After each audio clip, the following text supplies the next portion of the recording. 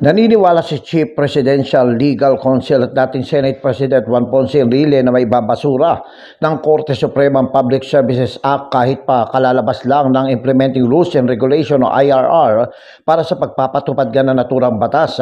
Sa isinagawang pagdinig ng Senado tungkol sa panukalang charter change sa pamamagitan ng Constitutional Convention o CONCON na itanong ni Senate Committee on Constitutional Amendments Chairperson Senador Robin Padilla dito kay Enrile ang tungkol nga sa Public Services Act na kinukwestiyon ng ilan na labag sa saligang batas.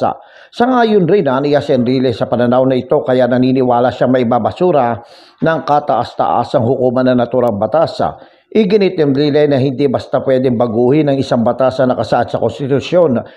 Sa ilalim kasi ng inamyendahang Public Services Act, pinahintulutan ang 100% foreign ownership sa ilang mga public services gaya ng mga paliparan, train, expressway at telecommunication.